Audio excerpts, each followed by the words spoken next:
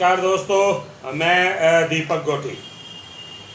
बात कोरोना काल में किस किस मुद्दे पर करें ये समझ में नहीं आता।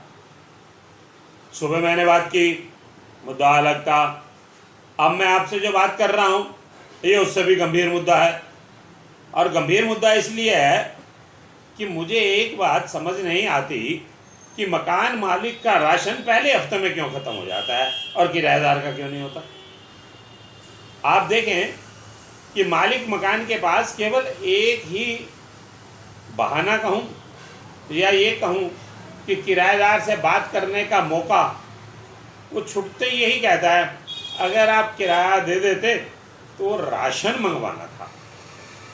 अब उससे ये पूछो कि लॉकडाउन के इस माहौल में तू भी कहीं काम पर नहीं जा रहा और तेरा किराएदार भी नहीं जा रहा, तेरे पास राशन के पैसे नहीं हैं तो उसके पास कहाँ से आए होंगे। अगर वो तेरी तरह धन्नाढ़ होता तो किराए पर क्यों रहता। इसका मतलब उसकी पोजीशन मकान मालिक के पोजीशन से नीचे है, इसलिए तो किराए पर है। लेकिन मालिक मकान किराएदार को ये कहने से बिल्कुल नहीं हिचकता कि मुझे किराया चाहिए। मानवता ढूंढते हैं, कहाँ मिलेगी। अभी तक तो समझ नहीं आई।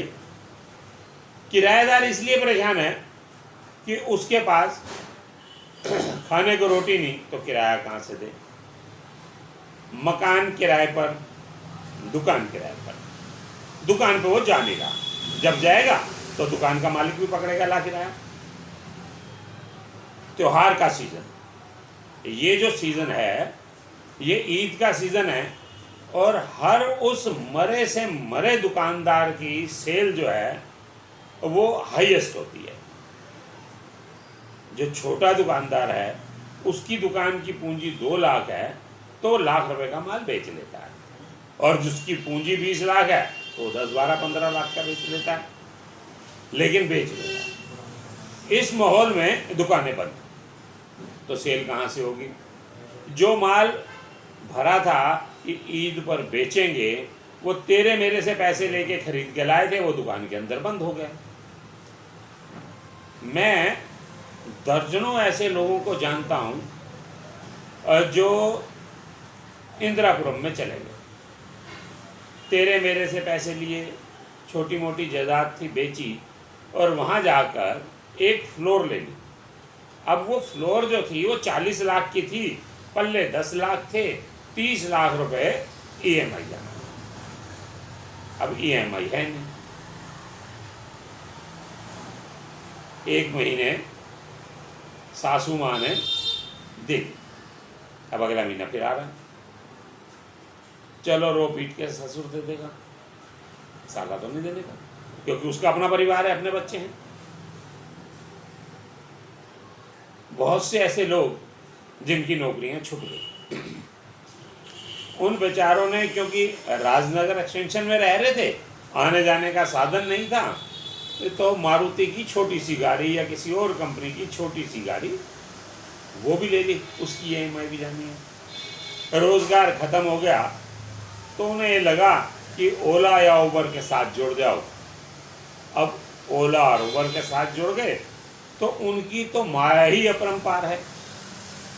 जब तक आपकी दिन में 8 राइड पूरी नहीं होती, आप पैसों के मतलब क्यों नहीं।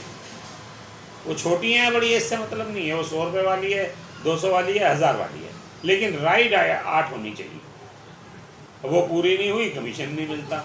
कमीशन की बात करते हैं तो कहता हट जाना भाई, तेरे बस की नहीं है। जब तेरे पास राइड ही पूरी नहीं होती तो कमीशन किस बात का। अब ईएमआई उसके पास नहीं घर की देने के लिए, ईएमआई उसके पास गाड़ी की नहीं। 3 महीने बाद 4 मस्टंडे आते हैं, एक गाड़ी उठा के ले जाते हैं। जो पैसे गए थे वो मट्टी हो गए, घर से आने जाने का साधन खत्म हो गया, नौकरी है नहीं। अब पोजीशन ये हो रही है कि बहुत से लोग उन फ्लैटों को जो उन्होंने 10 लाख रुपए दे के और आगे 2, 4, 5, 7 ईएमआई दी थी, उसे छोड़ने के मूड में हैं। वो कंपनियों से कह रहे हैं भैया ये अपना संभाल लो, हमारी जान छोड़ दो। और वो इसलिए नहीं हैंड ओवर ले रहे हैं उनसे क्योंकि अगर वो ले लें तो उनकी दुकानदारी ख़त्म होती है। अब कम से कम EMI के ऊपर ब्याज, जुर्माना और धमकाना सारा चालू है। बड़ी अजीब स्थिति है। कोरोना की इस महामारी के काल में कोरोना तो मार ही रहा है, अब भूख भी मारेगी, और भूख के बाद मानवता कहाँ से आएगी?